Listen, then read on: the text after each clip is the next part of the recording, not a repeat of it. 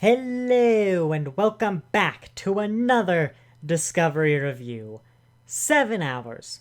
That's how long it was from hitting play on episode 1 to making the comment on the YouTube video, the final thing I do for every video. And that doesn't include this bit, the little intro that I do beforehand and had the sense to edit before hitting play, or also the thumbnail that I had the sense to make before hitting play, because I knew it was going to take a long time.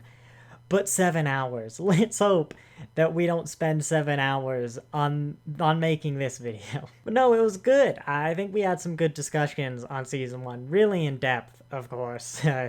Hopefully, look at timestamp. Hopefully it's not an hour and 4 minutes, this one. For my own sanity as much as yours.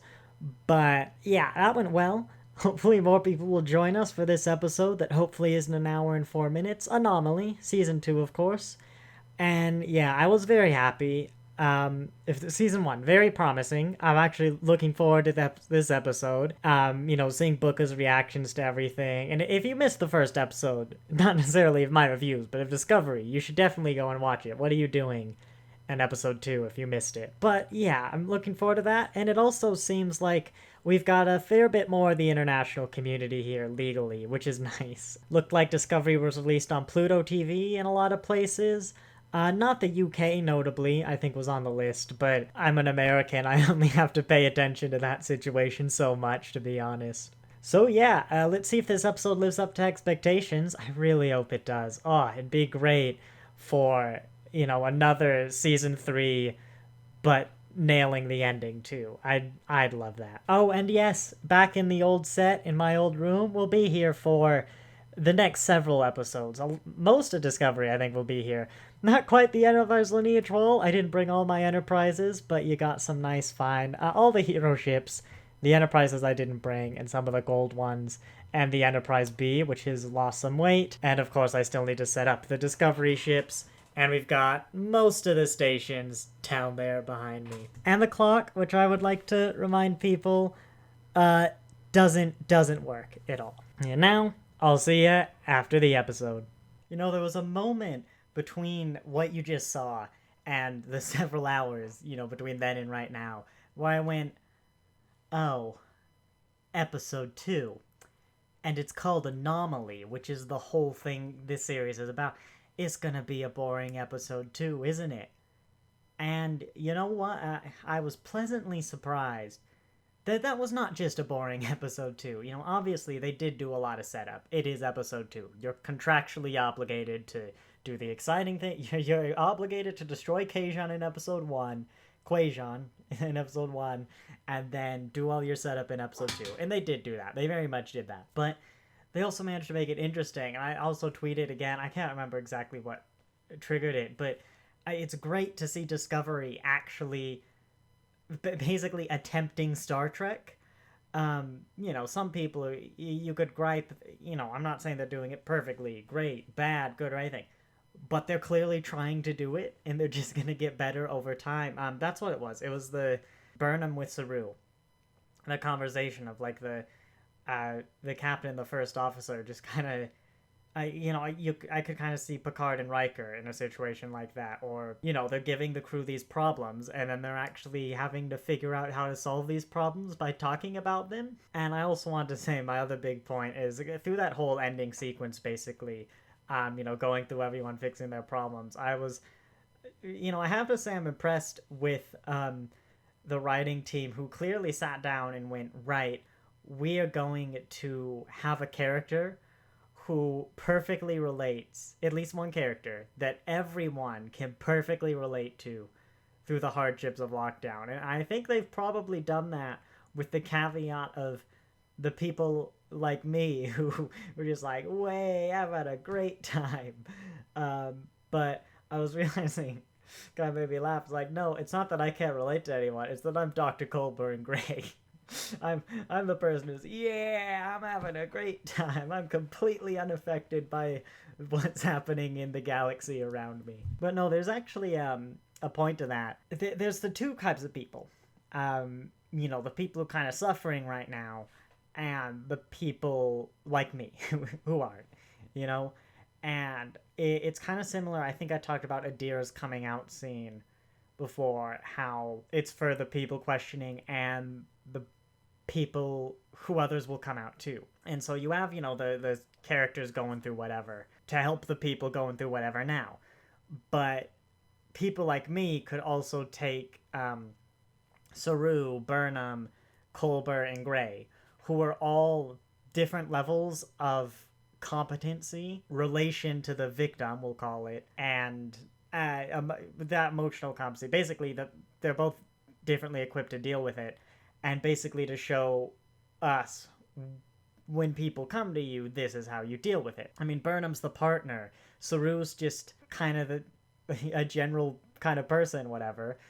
Colbert is an exceptional psychiatrist and always has been.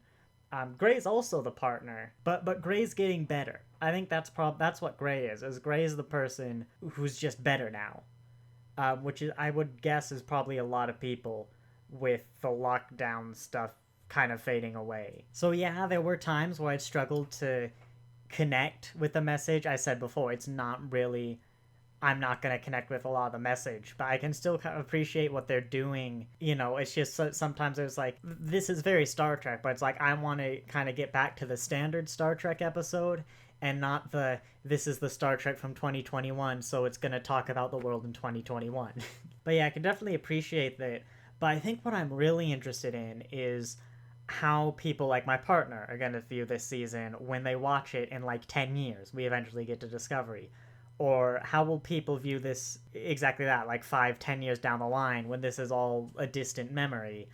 I really wonder how this season of Discovery will be viewed, if it is kind of a right now season. Like, it could still be enjoyable. I'm enjoying it, I'm liking it, but if you're loving this series now, I wonder if you really love it 5-10 years from now when you're in a great position in life. Which is interesting, because I don't think Star Trek sort of right now episodes, Drumhead, Let That Be Your Last Battlefield, those kind of things, I don't think they've ever kind of had an expiration date, and they never will, because people will always have, problems, internal whatever, they'll have stuff like this going on. But very rarely is that kind of a collective thing. And there were a few moments where, I don't know why I'm looking over there in my starships, but a lot of my cuts are probably going to be like that. But yeah, there were a few moments where I got close, like, am I going to have to talk about professionalism? And I don't think I'm going to have that big talk yet. When Burnham was gonna, it looked like Burnham was about to cry when Saru offered to be the first officer, and I almost was like, no, we have to talk about it, but we can still hold it off. But I'll briefly touch. I think it is very interesting. I think they've taken some feedback from season 3, but I think the crew's professionalism, if this is perfect professionalism, this is like extreme emotion and this is data. I think the crew are kind of hanging around this area. They're not quite there. There are a lot of things that could be better. Like, the whole sequence of, like, Captain, good news, we can track the anomaly. Bad news is in 2 seconds. Is the things where so much of that could have been streamlined. Like, rather than Adira saying, okay, I've accounted for yada yada and yada yada, it works now, yada yada, but we have a problem. You could shorten that down to, the next anomaly is in 30 seconds. And then they run to the bridge, and instead of going yada yada yada, you could go, Captain will be hit by an extreme anomaly in 25 seconds, red alert, and then she can maybe, I don't know, warn people. And, you could buy a good 20-something seconds instead of right now, was it, or 2 seconds? But I think they're also struggling with the story they want to tell. This is just about the worst story you could do when probably the biggest complaint of your last season was how emotional and unprofessional people were. Because I think there's a lot of places that people really should be emotional. Book doesn't really count because he's not Starfleet. And, it's not Starfleet. People can be as not Starfleet as they want. But a lot of people are... well, think about it. Tilly has, like, all this responsibility, but as people have been very keen to point out, she really shouldn't, and she's, like, so young and so inexperienced to have it. Adira, which I didn't really register at the end, is dealing with, being put in the situations that very much remind her of how Gray died, which was, like, huge for her. Burnham's doing pretty good, but also is dealing with a partner who literally just had their culture die. And so I think the writers really have a hard time of making them Starfleet, but also telling the stories they want to tell. And really, as a Star Trek, they're almost obligated to tell. There was a thread, a story I thought they were really going to take that I would have loved to see that I don't think they are, where they were looking at Gray's body and he was removing the mole. And Adira was like, kind of seemed to not really like that idea. And I thought they were going to go with the story. I think Gray even mentioned transitioning, which I assume is meant in a gender transitioning sense and not some sort of becoming a non-corporeal worm thing. Like they mentioned stuff like that, and so not really focusing on the small details like that with their body.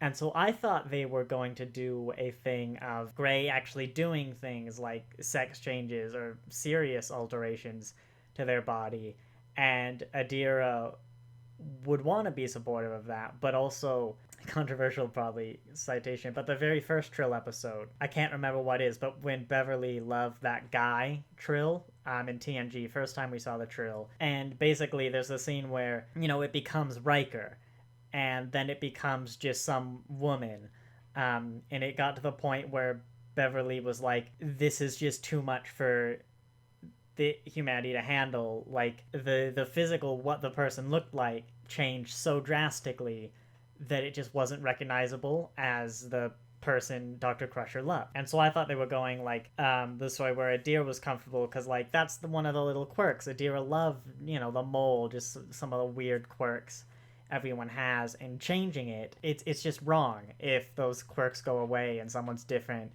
and you're like, that's just not how you look. But of course, Gray being trans in particular, like, yeah, very much changing this body is the real him, and it doesn't even matter anyways. Like, sort of the external shell, the internal person is still exactly the same, and they're more comfortable and happier that their external body matches themselves. And so I thought you could have an amazing story. I'd be a bit concerned, like, you'd have to have Gray be right and not go, "Oh, Adira, you're right. I'll stay looking like this for you." I'm gonna put these back on now. But I don't know if Gray's actor is actually trans. I suspect they'd be, just given how Kurtzman and just the modern Star Trek seem to handle the representation stuff. But I'd be very surprised if they tried to go that way and Adira Blue, is it, just went like, "Oh sure, this seems like a good story to tell." I was a bit confused by some plot things though, like Booker had to go on the ship, yada yada, and they set up a hollow Stamets, and then after that, a little after that, I kind of realized, why is Book actually on the ship, right? Why don't you send a holographic Book in a holographic Stamets and do it like that? Now, you could say the answer is obvious, is that if the link goes down, you still need a pilot. But my counter to that is, well, sure, but it's also better to risk Book's ship than Book's life. Thinking about it, he put his cat's life in danger as well. The Grudge could just stayed on the ship. But anyway, Book's ship, this was a problem with Detmer in Ren, was it? The Andorian, when they were fighting, and actually Book's ship in general, will often take long pauses. Book will hallucinate, or he'd even get up from his chair, turn around, literally not look at the view screen, and have a very long conversation with Burnham as the ship is doing these magic maneuvers to avoid all the debris and asteroids. Like, why do we need a pilot? Honestly, like, I guess maybe technically it's a bit better in extreme situations, but the ship seems very capable of actually piloting itself. It didn't have navigation. The ship didn't have navigation, and it expertly piloted itself through all this debris for like an entire several-minute conversation with Burnham that was absolutely private, except for Stamets just kind of sitting there and watching. Like, I know they don't have to fly it because they've mentioned the ship's autopilot, but it's really weird. They mentioned that in that Detmer Ren example I mentioned. It's just really weird. Like, okay, what is the pilot actually doing at this point? I don't understand. And then there was a weird bit where, they cut the tether, and it was kind of, Saru was really big, like, oh, we could use the tether, we could get the hollow Stamets, and then he was 180. Burnham's like, I don't know, anyone have ideas? And so he was like, we should cut the tether. It's like, whoa, you went 180. But that's the point of like, the hollow stamets didn't have any problems when they cut the tether. In fact, he might have even been more stable because he stopped glitching, so the audience he would know he was a hologram, because we can't be trusted like audiences in the 80s. So yeah, clearly like it really wasn't that big of an issue, the reliability of the transmission. So yeah, I don't really get why Book was on the ship. Like yeah, I'm a Trekkie. You can give those explanations like, oh, if something went wrong, you need him. But you do actually have to give those explanations. Like, it would take 5 seconds, and they don't have a time limit for these episodes. Yes, these episodes. And you could literally have gone, when they suggested the hollow stamets, had Stamets say, why not just have like Book be a hologram as well? And he's like, oh, reliability, if something went wrong, we need him on the ship. Boom. And I was also surprised in general with, I felt like they were setting up a lot. You could really feel the the obvious things they're making with lockdown, the conversations people are actually having, but also the metaphorical, like the tether, like literally a physical tether to the ship, but also kind of a metaphorical lifeline tether with the people, like loads of stuff like there. And I really felt I was watching all the threads being created for the season, but then I felt they kind of spent the last 5 minutes or so wrapping a lot of them up. Like, yeah, Book's still going to be dealing with the loss of Quajon, but for 13 episodes, I was very surprised how quickly people were like, oh yeah, okay, yeah, let's get this sorted, let's get going. Maybe that suggests a few more episodic episodes than I was anticipating. Maybe it suggests they're going to spend a lot of time on it and we're just going to be really bored come episode like 6, 7, 8. So I'd be interested to see where that goes, because they're not going to do the old school kind of like Chief O'Brien spends 20 years in prison and then he just goes to therapy off camera. Like, I'm fine with that, but even Strange New Worlds, which is the episodic show, is keeping modern character serialization. And so like if your episodic show isn't even going to do that, then like Discovery sure as heck isn't going to just have Book brush off the destruction of his planet. Am I really getting into the scene by scene analysis this early? I think I am. I think this is going to be a much quicker episode. I mean, look how boring. Do you really want to have stared at that instead of the SpongeBob Prodigy thing? Oh, actually, one more thought I had before we get into that. I really wish I had finished my rewatch of season 3 of Discovery. I stopped just before the Mirror Universe arc. I really need to finish that part of the poorly explained script, because they mentioned things. The first one was when Stamets, he was like, throw me out of an air, you might as well throw me off an airlock, and they were like, oh, too soon. I was like, what are they talking about? That's right, someone got thrown out of an airlock in the finale. And then I spent the next like 10 minutes or so trying to remember if it was Paul or Culber, like who exactly was thrown out of an airlock. I couldn't remember. But then they mentioned like, he mentioned, you're going to send the only 2 people who can operate the spore drive. I'm like, who is Adira going? Why isn't Adira in this scene? And then I think it was when you mentioned the arm tingly thing. I was like, Book can operate the spore drive? When did that? Oh yeah, some weird empathy thing, wasn't it? Like, I really don't remember. Yet still, I did not need the line, our mentor, Philippa Georgiou, for those of you who forgot, and don't remember, can't connect this telescope with Philippa Georgiou, especially after the trigger of our mentor. Who wrote this episode? Actually, Glenise Mullins and Brandon Schultz. Do you just, maybe a bit more faith from you? I know you're just the script editors. I don't actually know who wrote this script. Doesn't seem to be in the credits, but you should have caught that. Again, with the new Discovery rank system, it got too hot in this room. Don't judge. I spent this entire scene trying to figure out what rank Saru was, because it's really hard to distinguish 4 pins from 5, which, by the way, is why the old rank system only went up to 4 pips, and then you got a new style of pip. It's because you just can't distinguish 4 and 5, when it's that small, which makes it a lot harder. Like, I really shouldn't have to struggle with the rank someone is. And sure, if I paused it and maybe, like, walked up to the TV, I could figure it out. But the point is, I didn't have to do that back in the old days, and it's literally placed in 4 different spots on this image.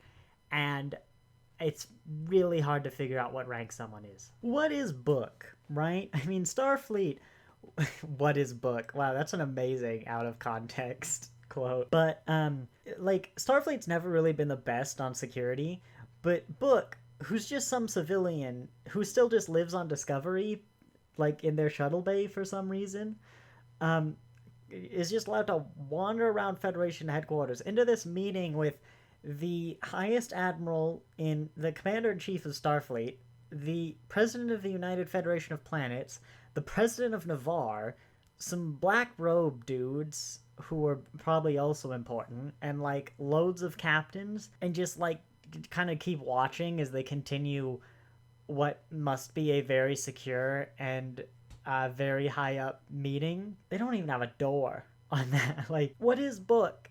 And he made the point where he's like, I don't have to, later in the episode, he's like, I don't have to listen to you. I'm not even Starfleet. And it's like, that's true. Why do we bring him on missions? Like, yeah, you bring civilians on the starships, I'm fine with that. Actually, is Book the only civilian on Discovery? Ooh, I've just thought of that. That's a bit weird. But anyway, you can bring civilians in Starfleet missions, but could you imagine if, like, the U.S. Navy did that?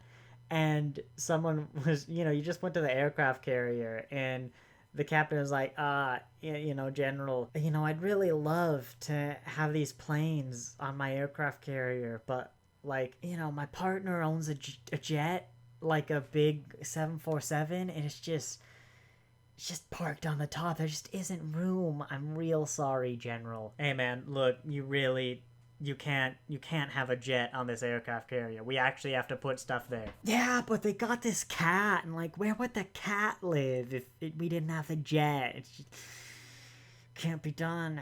This is why you don't get the Voyager J, Burnham. This is why. There's no shuttle bay on the Voyager J either. Not one big enough. Oh, good lord, that chair became unbuckled. I was realizing in this episode as well that Discovery actually has fixed the problem of a lot of Star Treks of you're the only ship in range, that's why the Enterprise has to go. It's like, no, Discovery is the only ship in the fleet that can actually teleport anywhere in the universe. Like, they've actually kind of fixed the problem of why does this ship have to go? Now, there's a small caveat that eventually they're going to have to answer the question, why don't other ships have a spore drive? Like, you might think, even just for the tactics, if Book and Culber can operate the spore drive, you might move one of them, either Burnham or Culber, onto another ship that also has a spore drive, and then you have 2. In fact, I wonder if part of the reason Quajon was destroyed is so you couldn't have a race of people who could operate the spore drive. That was really cleverly hidden behind plot, but I suspect that might be a big part of the reason of why it was Quajon. Because it's a pre-warp civilization, or at least it was. Like, their Book is going to be the last of his kind, or so close to the last of his kind. You're not going to have people flying spore drives anytime soon. I really liked this scene as well, which is something I somehow never thought of. It would have occurred to me eventually, is if they invented full body transference in 2399, how come nobody in Discovery is immortal? A low success rate and everything. And it actually took me probably a little bit too long to clock on. They were talking about the Soong, when they said Soong method, I'm like, yeah, but that's androids and stuff. Is this an android body? I was like, oh, that's Soong. I kind of like that tie into Picard and tying up that neat little knot of this is why everyone isn't immortal now. And thinking about it, that's probably the first time they've attempted to tie up that knot. Also thinking about it, though, if the reason is, it has such a low success rate, it's like, yeah, first off, mind transference is the worst form of immortality ever, because the person that I am now will die, and someone else will carry on in my place. I don't have an identity crisis with that. Like, yes, that new person is as much me as I am now, but I am not that new person, and I still have to die. It's great for the me that ends up in the robot, but not so great for me. That's why it's still an option, but the worst option. But that being said, I wouldn't do it now. Like, that'd be dumb. But if I was, like, dying, terminally ill, which in this century, like, you probably know when you're about to die. I imagine most people don't, die suddenly. I'd try. What's the worst that happen? I die? What's the best that happens? I die, and a version of me doesn't have to die, and that version of me is gonna celebrate and go, oh yes, I didn't die, I made it. Like, the other version of me isn't gonna care. Well, like, what? No, why isn't everyone in Discovery immortal? I stand by that. And also, I was a bit bothered by them not remembering Picard's name, but then I realized that Picard's actually their future, and so yeah, they really wouldn't have any idea, like, who Picard is. And yeah, after 700-800 years, his name probably would fade into obscurity. What has Picard actually done? The Q aren't around, really. They're not doing much. The Cutis, the Borg, don't seem to be a threat. Like, yeah, he'd make it in the history books, obviously. Captain of 2 of the Enterprises, yada yada, but has Picard actually done nothing to make him a really noteworthy name, even within the Starfleet context? 700-800 years later? Like, Sisko, yeah, commander of Deep Space Nine for the Dominion War. Janeway, yeah, I mean, basically the Amelia Earhart. Archer, duh, we know.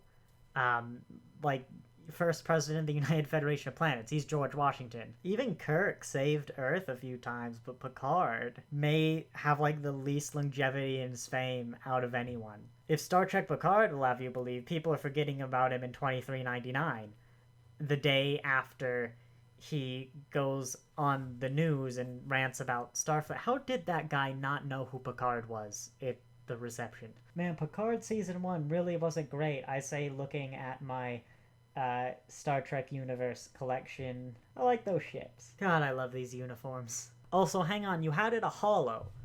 Not a holo deck, you added a holo. A holo is either a story or a program that gets played in a holodeck, right? Or potentially the actual manifestation of a hologram. Those are holos. A holodeck is the thing that holds the hologram.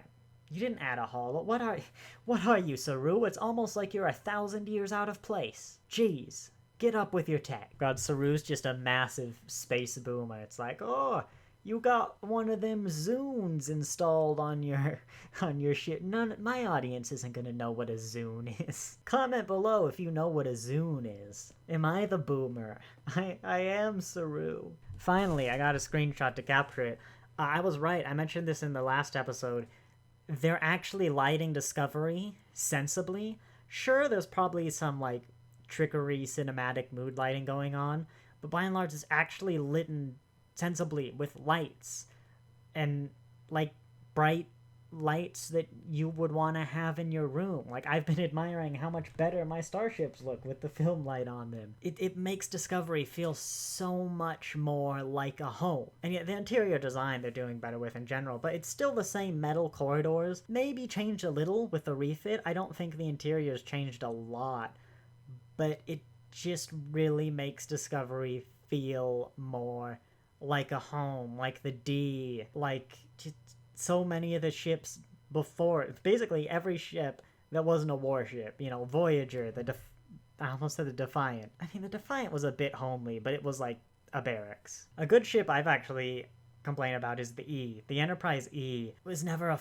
home. It's so cramped and militaristic. Like, it makes sense for the era and it works, but for so much space, it's so cramped and just business. And the Discovery was a lot like that, where it was just so metallic, cold, and business, but this just helps so much. And again, as I said with Deep Space Nine, you can make cold and oppressive homely if your interior design is good enough. I did like the private communications scene, though, because Burnham was like, open a private channel. I'm like, how the heck are you gonna do that? And then just a bubble appeared around her. I'm like, oh, well, yeah, that makes sense, actually. That seems reasonable.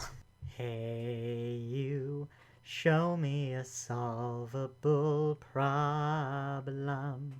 It's amazing how much of, I think, Discovery's themes and Emotional themes in general can be summed up in a Steven Universe song, but that's why the Steven Universe soundtrack is the soundtrack to my life. If you've ever looked at any of my thumbnails or anything I've done on Photoshop, it was done listening to Steven Universe, the soundtrack, on Spotify. Love to own it. They don't sell it. I think that might be it for me today. That was very quick. Only 44 minutes of recording. I think we're gonna do it. I think we're gonna go under an hour and 4 minutes for this episode. But yeah, I hope you enjoy it. Let me know in the comments what you think. And hopefully, I haven't actually caused you to have nightmares. I spent way too long looking at this image. But yeah, thanks for watching. Happy Thanksgiving. And I'll see you next time. For Choose to Live?